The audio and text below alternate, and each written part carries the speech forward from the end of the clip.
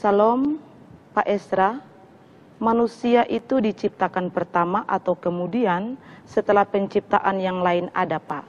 Terima kasih, mohon jawabannya. Kalau kita lihat kitab Kejadian pasal 1, terlihat bahwa yang lain diciptakan dulu, habis itu baru manusia. Kan manusia dicipta pada hari yang ke-6. Berarti manusia belakangan, yang lain duluan. Tapi kalau kita melihat Kejadian pasal 2, kelihatannya terbalik.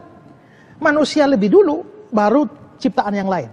Ya, saya baca ya, Kejadian 2 ayat 4. Demikianlah riwayat langit dan bumi pada waktu diciptakan, ketika Tuhan Allah menjadikan bumi dan langit. 5. Belum ada semak apapun di bumi, belum ada tumbuh-tumbuhan apapun, sebab Tuhan Allah belum menurunkan hujan ke bumi dan belum ada orang yang mengusahakan tanah itu. Tetapi ada kabut naik ke atas dan bumi dan membasahi seluruh permukaan bumi itu. Ketika itulah Tuhan Allah membentuk manusia. Jadi belum ada apa-apa. Terus Tuhan Allah membentuk manusia itu dari debu tanah, menghembuskan napas hidup ke dalam hidungnya. Demikianlah manusia itu menjadi makhluk yang hidup. Selanjutnya Tuhan Allah membuat Taman Eden di sebelah timur. Disitulah ditempatkan manusia itu yang dibentuknya. Manusia sudah ada. Ayat 9. Lalu Tuhan Allah menumbuhkan berbagai-bagai pohon dari bumi, yang menarik, yang baik untuk dimakan buahnya, pohon kehidupan dan seterusnya. Ayat 19. Lalu Tuhan Allah membentuk dari tanah segala binatang hutan dan segala burung di udara dan seterusnya. Berarti manusia lebih dulu, baru tumbuh-tumbuhan lalu binatang. Tapi di Kejadian 1, tumbuhan binatang dulu baru manusia. Nah, apakah ini bertentangan? Tidak. Kenapa? Karena antara Kejadian 1 dan Kejadian 2 itu dalam cara penulisannya itu tidak sama. Kejadian 1 itu menulis secara kronologis, tapi Kejadian 2 tidak menulis secara kronologis. Ya. Kita mesti memahami cara berpikir orang Ibrani dulu. Kalau orang Ibrani berpikir itu biasanya mereka memulai dari kesimpulan. Habis kesimpulan baru didetailkan. Kalau kita bikin detail dulu kan, baru kesimpulan. Contoh, kalau saya ngomong ya.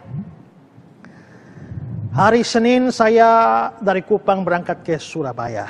Hari Selasa dari Surabaya ke Jakarta. Hari Rabu dari Jakarta ke Bandung. Hari Kamis dari Bandung ke Pontianak. Hari Jumat dari Pontianak ke Aceh. Hari Sabtu dari Aceh ke Papua. Hari Minggu sakit. Hari Minggu, akhirnya hari Minggu saya sakit. Jadi saya sudah detailkan dulu. Kupang ke Jakarta, Jakarta ke Kupang ke Surabaya, Surabaya ke Jakarta, Jakarta ke Bandung, Bandung ke Pontianak, Pontianak ke Aceh, Aceh ke Papua. Kesimpulannya, akhirnya saya sakit. Itu kalau saya yang ngomong. Tapi kalau orang Ibrani ngomong, dia balik. Saya sakit. Hari Senin saya dari Kupang ke Surabaya. Selasa Surabaya ke Jakarta, Rabu Jakarta ke Bandung, dan seterusnya. Jadi saya sakit ditaruh di duluan, di depan. Baru didetailkan. Kira-kira kalau gambarannya kita ini kalau misalnya bikin makalah, kita bahas dulu baru kesimpulan. Ya. Kalau orang Ibrani dia kesimpulan dulu baru isi. Nah, saya beri contoh ya. Contoh bagaimana mereka berpikir. Itu nampak, pikiran seperti itu nampak dalam Mazmur pasal 73. Mazmur 73 ayat 1.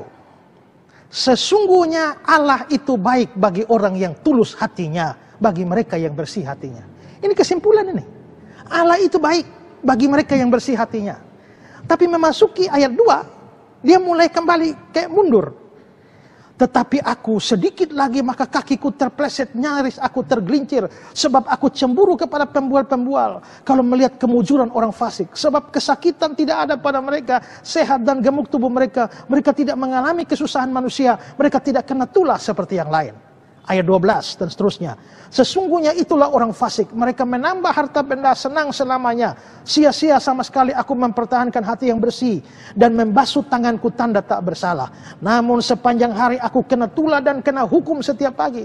Seandainya aku berkata, aku mau berkata-kata seperti itu. Maka sesungguhnya aku telah berkhianat pada angkatan anak-anakmu. Tetapi ketika aku bermaksud untuk mengetahui hal itu menjadi kesulitan di mataku. sampai aku masuk ke dalam tempat kudus Allah dan memperhatikan kesudahan mereka. Sesungguhnya di tempat licin kau taruh mereka, kau jatuhkan mereka sehingga hancur, betapa binasa mereka dalam sekejap mata, lenyap habis oleh karena kedahsyatan, seperti mimpi pada waktu terbangun, ya Tuhan pada waktu terjaga, rupa mereka kau pandang hina. Lihat, dia sudah mulai ya, Tuhan itu baik. Tapi setelah itu dia mengeluh. Lihat orang fasik hidupnya enak, sedangkan aku sia-sia pertahankan hidup yang bersih, pertahankan tangan yang bersih, orang fasik hidup enak. Loh, tadi kan katanya orang baik. Ya, itu kesimpulan akhirnya. Tapi ditaruh di depan. Nah, modelnya begitu. Karena itu, coba kita lihat kitab Kejadian. Kejadian 1 ayat 1. Pada mulanya Allah menciptakan langit dan bumi. Selesai. Namanya langit sudah diciptakan, bumi sudah selesai. Tapi bagaimana Allah menciptakannya, urut-urutannya, pada hari pertama ini, hari kedua ini, hari ketiga ini, terus sampai selesai. Nah, tapi lalu dikatakan bahwa Allah menciptakan, tapi bagaimana cara Allah menciptakan?